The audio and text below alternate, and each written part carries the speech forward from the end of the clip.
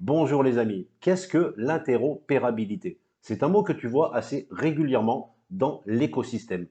Pour l'expliquer, je vais prendre l'image du Web 2, Internet. Aujourd'hui, sur Internet, tu peux aller sur différents sites, sur des dizaines de sites Internet différents, sans problème, sans te soucier du serveur qui héberge ce site Internet. Et ceci est possible grâce à l'interopérabilité qui te permet de changer de serveur sans devoir faire une action.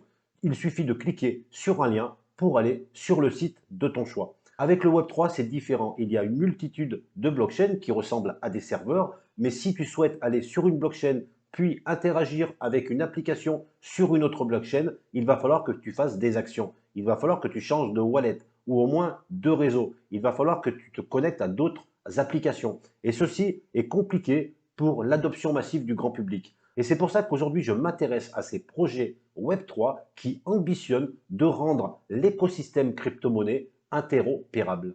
Grâce à ce genre de protocole, tu pourras facilement interagir avec la blockchain Ethereum pour interagir avec un protocole, puis aller jouer sur un play to earn sur la blockchain Polygon. Ensuite, tu pourras acheter un NFT sur Solana et aller dans la DeFi sur l'écosystème Cosmos. Et ceci avec la même interface sans te préoccuper de ton wallet. Bienvenue sur la chaîne Tutok. Dans cette vidéo, je vais te présenter le projet Nervose et son token, le CKB. Nous verrons si ce token colle à la philosophie de la chaîne YouTube, à savoir un investissement long terme en DCA sur des tokens dépréciés, ce qui veut dire un token dont la valeur actuelle est plus basse que sa valeur théorique. Mais avant toute chose, je vais répondre à quelques commentaires de ma chaîne YouTube. Il est important que je réponde à la communauté. Et si toi, tu as une question, pense à la mettre en commentaire sous cette vidéo et peut-être que dans la prochaine vidéo, j'y répondrai directement. Allez, je prends le premier commentaire qui est Thomas Schrodi qui me dit merci pour tes vidéos. Je m'intéresse à l'univers Cosmos, mais je ne sais pas comment savoir quand il y a un airdrop, combien de tokens doivent être stackés, etc. Peux-tu nous dire où trouver les infos? Alors c'est vrai que sur Cosmos, il y a régulièrement des airdrops. C'est difficile de tout suivre. Il y a un groupe Telegram spécial airdrop Cosmos, mais il y a aussi des sites qui sont assez bien faits et qui regroupent tous les airdrops. Moi, je me sers d'un en particulier, c'est Cosmos Pug. Je trouve que ce site est bien fait, il est clair et il est assez intuitif. Tu peux voir chaque airdrop qui se trouve ici et en plus, tu as le statut de chaque airdrop. L'airdrop Rebus, il est actuellement claimable, donc ce qui veut dire que tu peux aller le récupérer. Là, tu vois Stride, il est confirmé, mais pas encore réclamable. Tu vois ici nouveauté, le C4E, donc c'est encore un statut rumeur. Et si tu es intéressé par un airdrop, il suffit de cliquer dessus et normalement tu vas avoir toutes les informations importantes. Tu vas pouvoir savoir la date du snapshot. Tu vois, par exemple, ici c'est le 13 mai et le 9 juin. Tu peux savoir aussi les tokens qu'il faut stacker pour être éligible. Tu vois ici, il faut du Juno, de l'Atom, de l'Osmo et du Star. Et ensuite, si le statut passe à clémable, tu vas pouvoir avoir un lien pour te connecter directement à la plateforme de réclamation du airdrop. Donc là, il n'y en a pas parce qu'il n'est pas encore réclamable. L'adresse est cosmospug.com. Et tu vas voir qu'à partir de maintenant, tu ne rateras plus un seul airdrop. Alors Jérôme Malinjoud, qui me dit le XRP sera après le procès le seul token qui aura de la clarté. Les institutions bancaires comme JP Morgan et d'autres et vont l'adopter pour les transferts d'argent à moindre coût, rapide et écolo. Voilà, donc je ne suis pas sûr que les premiers critères de JP Morgan ce soit l'écologie. Comme je le dis régulièrement, XRP, encore une fois, c'est un actif financier qui a du potentiel. Il faut le surveiller. Néanmoins, c'est un projet qui ne respecte pas la philosophie de la décentralisation. Mais vu que le token XRP aujourd'hui est déprécié, c'est pour ça que je l'ai inscrit dans ma shortlist. Une shortlist qu'on va suivre semaine après semaine, mois après mois, pour pouvoir suivre l'évolution de ces différents projets. Un commentaire de la Casa des Cryptos qui fait référence au token Casper. Donc, c'est la vidéo que j'ai réalisée sur le projet Casper. Il y a surtout la libération des tokens après le vesting. Je crois qu'il y a encore beaucoup de fins de période de vesting à venir qui font une pression baissière sur le coin. Ah, voilà un exemple de la puissance d'une communauté. Des informations qui arrivent de toutes parts. De mon côté, je fais beaucoup de recherches, mais il se peut que je passe à travers certaines informations.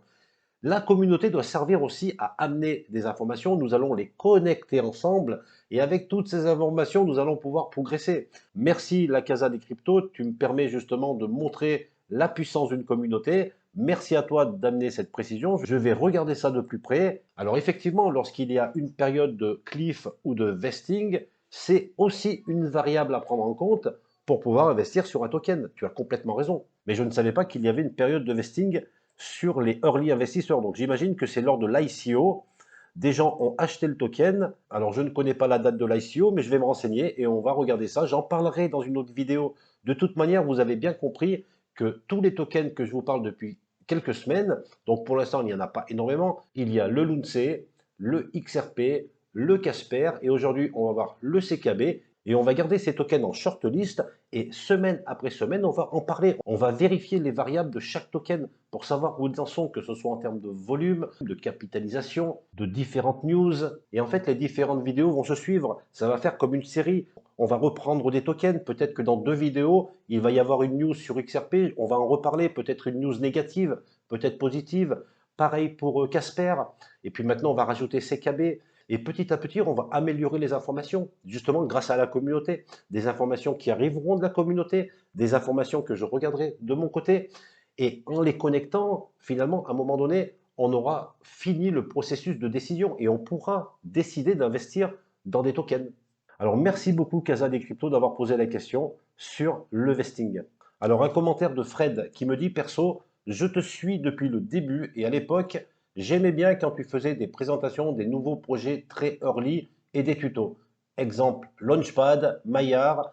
Là, je dois t'avouer que je suis moins fan entre le Lunce, qui est très risqué, car ça ne tient à rien, et l'autre XRP, qui est contraire aux philosophies de la blockchain. Voilà mon ressenti. Après, tu en fais ce que tu veux. Tu es le seul maître à bord. Effectivement, je parle de Lunce et de XRP car c'est vraiment des cas d'école. C'est des projets qui ont été sur le devant de la scène à un moment donné, qui sont tombés et là qui sont peut-être en train de renaître et qui ont une forte communauté derrière eux. Et c'est tout simplement pour ça que je parle de ces 2 projets. Et puisque justement beaucoup de monde en parle, ça va me permettre d'intégrer des notions de mindset, de psychologie pour pouvoir justement gérer ses émotions. C'est pour ça que je choisis ces 2 tokens. Mais tu vas voir que dans les prochaines vidéos, je vais parler d'autres tokens et d'autres actifs. Sur la vidéo de hier, j'ai parlé de Casper. Aujourd'hui, je vais parler de CKB, qui est un projet d'interopérabilité. Les launchpads et les projets early font toujours partie de mon univers. Mais aujourd'hui, il y a moins de launchpads intéressants, car les launchpads essayent de décaler les départs des projets pour éviter de démarrer en bear market. Je souhaite vraiment profiter du bear market pour qu'on puisse ensemble, la communauté, progresser sur l'état d'esprit, sur le mindset et pour pouvoir être prêt lorsque le bull run arrivera, mais sans attendre le bull run, lorsque des launchpads intéressants vont arriver ou lorsqu'on va parler de projets early. Nous saurons alors comment faire pour faire nos propres recherches. Nous allons le faire plusieurs fois dans plusieurs vidéos. À force de répéter les actions, cela va devenir des automatismes. Voilà Fred pourquoi j'ai décidé de parler de XRP et Lunce. Merci Fred pour ton commentaire, j'espère que tu m'as compris. On va arrêter les commentaires et on va passer sur le cœur de notre vidéo en parlant de ce projet Nervose et de son token CKB. Alors avant de te parler de ce projet, je vais quand même essayer de te démontrer que l'interopérabilité, c'est une chose, peut-être la chose la plus importante qui puisse arriver dans l'écosystème crypto. Aujourd'hui, sur Internet, tu peux aller sur n'importe quel site, que ce soit un site situé aux États-Unis, un site européen, un site qui se trouve en Chine, en Inde, seulement en cliquant depuis le même navigateur.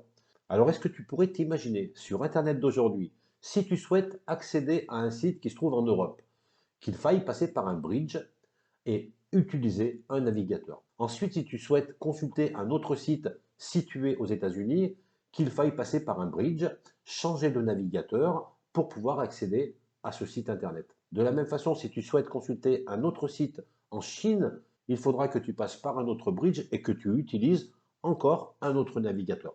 Ça ne serait pas possible. Et pourtant, les débuts d'Internet, c'était que ça. Il y avait plusieurs réseaux. Il y avait un réseau universitaire en France qu'on appelait Internet.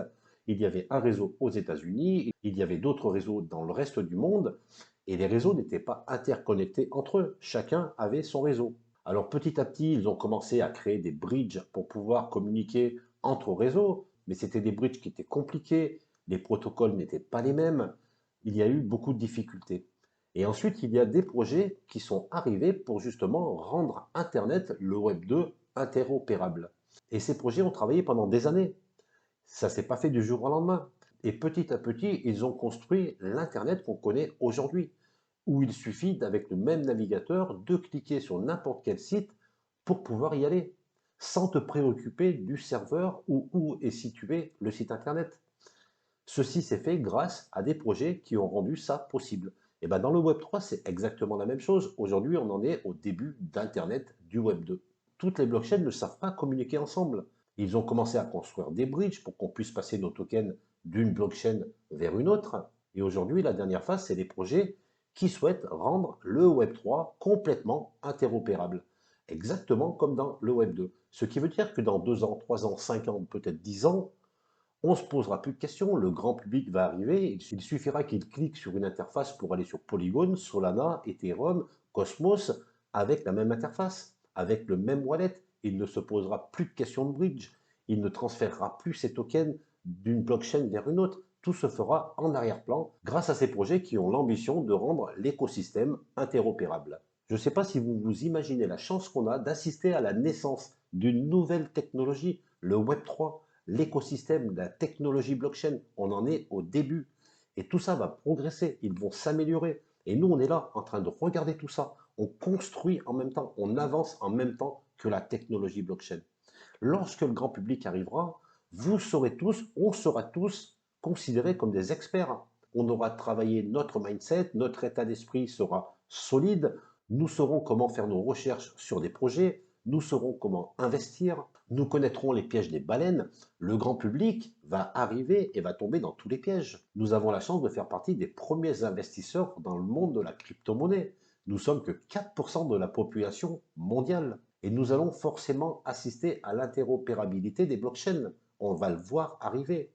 Et c'est pour ça qu'il va falloir dès maintenant s'intéresser à ce type de projet. Alors je ne sais pas si Nervos est ce projet qui va tout révolutionner, mais il y en a plusieurs et il va falloir les chercher. Là, dans cette vidéo, je vais te parler de Nervos et de son token CKB parce que je trouve que c'est un projet cohérent avec un token qui est déprécié. Mais il va falloir continuer à chercher. Si on arrive à trouver le ou les projets qui vont exploser d'ici quelques années, si on arrive à investir dès maintenant, c'est exactement comme la personne qui achète du Bitcoin au tout début. En fait, je vous dis ça parce qu'en tant qu'investisseur, on ne doit pas regarder ce qui se passe aujourd'hui. Il faut toujours regarder les besoins de demain. Il faut vraiment pouvoir essayer de se projeter pour pouvoir déterminer quels sont les projets qui risquent d'exploser dans quelques années. Et ça reste complètement dans la philosophie de la chaîne qui est des investissements DCA sur le long terme avec des actifs qui sont dépréciés. Allez, je me rends directement sur le site de Nervos. Alors, je ne sais pas si on dit Nervos ou Nervos, mais quelque part, ceci n'a pas d'importance. Alors, c'est une plateforme blockchain pour les applications universelles. Alors, le réseau Nervos est un écosystème de blockchain public open source. Ça, c'est très important. Il peut être consultable par tout le monde. Et une collection de protocoles créant la base d'un réseau public universel de type Internet. Donc, ça confirme ce que je disais tout à l'heure. Nervos a vraiment l'ambition de rendre le Web 3 aussi interopérable que le Web 2. Alors on peut voir ici, les premières applications Internet vivaient sur des réseaux séparés, nécessitant différentes manières d'accéder et d'interagir. Maintenant, dans le monde décentralisé d'aujourd'hui, nous voyons à nouveau cette ségrégation en différents écosystèmes avec une faible interopérabilité. Donc ils ont bien sûr fait le constat qu'on peut faire nous aussi. Il est aujourd'hui difficile de communiquer entre blockchains. Il faut passer par des bridges et encore une fois, ceci reste difficile. Alors le réseau Nervos résout ce problème en offrant une suite de solutions intégrées qui permettent aux développeurs de créer des applications universelles. Alors il propose un accès à n'importe quel actif, n'importe quelle blockchain. Choisissez votre interface, choisissez votre crypto, accédez à tout l'espace. Fini la frustration de gérer plusieurs portefeuilles ou wallets. En résumé, il propose une interface. On pourra choisir n'importe quelle crypto de n'importe quelle blockchain. Il n'y aura pas différents wallets à gérer. Alors, message pour les développeurs, ils disent que le réseau Nervos vous permettra de créer un chef-d'œuvre de blockchain qui atteindra tous les internautes d'aujourd'hui. Donc, c'est vraiment dans le but d'attirer le grand public, d'attirer les gens qui sont aujourd'hui sur Internet, parce que Internet est devenu très simple d'utilisation. Donc, ils veulent faire exactement la même chose sur le Web3. Alors, au sujet des questions fréquemment posées, on va aller voir directement l'équipe. Qui a construit Nervos? La Fondation Nervos est une équipe qui couvre le monde entier avec environ 95 membres. Nous créons un réseau qui englobera le monde et sera accessible à tous. Qui a lancé Nervos? Donc, ce sont trois personnes qui sont cofondateurs de ce projet, Kevin, Terry et Daniel. Alors, voici les photos des trois fondateurs, Terry, Kevin et Daniel. Donc, Kevin, je l'ai déjà vu quelque part, peut-être sur des articles ou des vidéos YouTube. Daniel aussi me dit quelque chose, je crois que je l'avais vu sur le journal du coin, il me semble bien. Allez, on va aller voir le cours du token CKB. Il est à 0,0378. Il est actuellement en chute de 6,04%. Il a un volume de 5 millions de dollars sur 24 heures. Alors par rapport aux autres vidéos, aux autres volumes qu'on a vus sur les autres tokens, on peut voir maintenant rapidement que le volume est très faible. Et en plus, il est en baisse de 42%. Donc il ne se passe pas grand-chose actuellement sur ce projet. Côté graphique, j'ai un historique depuis le 27 janvier 2021. Donc il était monté jusqu'à 0,04. Et là, bien sûr, il est descendu à 0,037 comme on vient de le voir. Donc ça reste un token déprécié. Alors je m'aperçois que la vidéo commence à être assez longue, donc je vais m'arrêter là. De toute manière, on reviendra aussi sur ce token et sur ce projet dans les autres vidéos. On n'a pas eu le temps de checker les différentes variables, mais on le fera plus tard. Et on va donc ajouter ce token à notre shortlist. Eh bien, j'espère que ce contenu t'a plu. Finalement, on a évoqué quand même pas mal de sujets dans cette vidéo, que ce soit au niveau des commentaires où j'essaye de faire un exercice de mindset, mais aussi la puissance de ces projets d'interopérabilité qui vont vraiment améliorer l'écosystème de la crypto-monnaie. Comme d'habitude, je te rappelle de me donner de la force en t'abonnant à la chaîne YouTube et à mon compte Twitter, en likant cette vidéo, en mettant un commentaire. C'est très important pour avoir encore plus de visibilité et pour que la chaîne progresse. Sur ce, je te dis à très vite pour de nouvelles vidéos sur la chaîne Tutok.